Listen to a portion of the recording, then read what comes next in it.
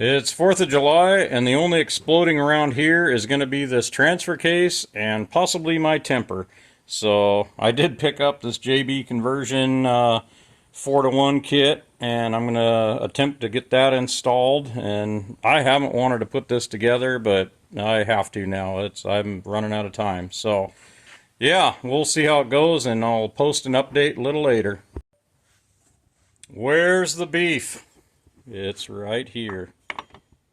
Check that difference out. So I think this is going to be one hell of an upgrade. JB conversion, low max 4-to-1, definitely beefier than the stock 300.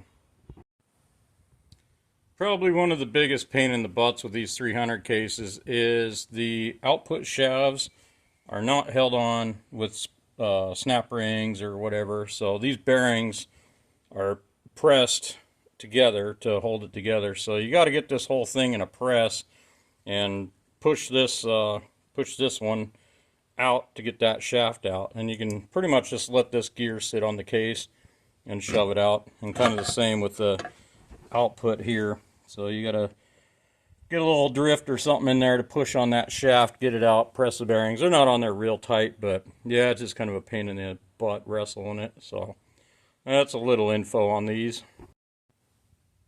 Any of you young ladies out there that are down on your luck, I've got some stripper glitter I'm giving away for free. So yeah, there's a little North Idaho stripper glitter.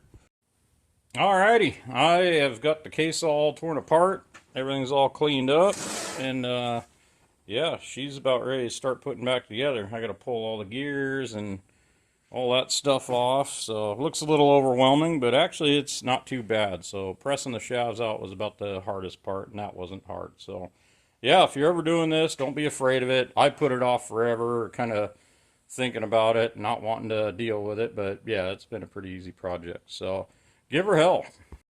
So I just found a crack in my transfer case. So I was getting ready to put it all together. I found this.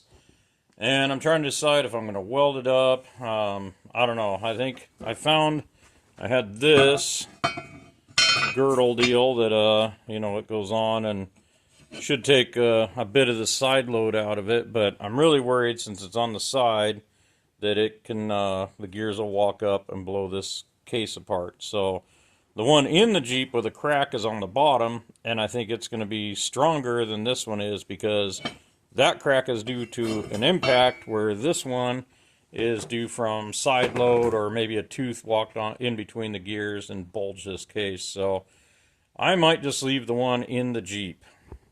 So I decided to abort mission on this thing.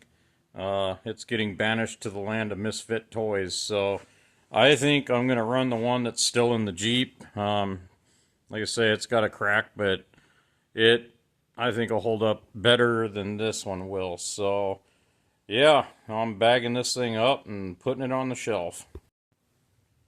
Damn it, Bobby, you just don't throw everything away. There's good parts in there. So after the transfer case failed today, I decided to do some easy stuff, and I was finishing up the rear end of this. I put the shocks on, cleaned up my spring pads in the rear end, kind of gave it a coat of paint and stuff. But I ended up moving the rear of this back 1 inch, and that's because I have the front driveline out of an XJ, and I was going to have to trim it about a 1/2 inch to get it to fit. And by doing this, now a front driveline out of an XJ will bolt right in this thing. So if I blow something up on the trail or whatever, it's a junkyard, or maybe somebody's got an extra or something, but it's a bolt-in. So yeah, that makes life a lot easier. So mock that up as a win for the day.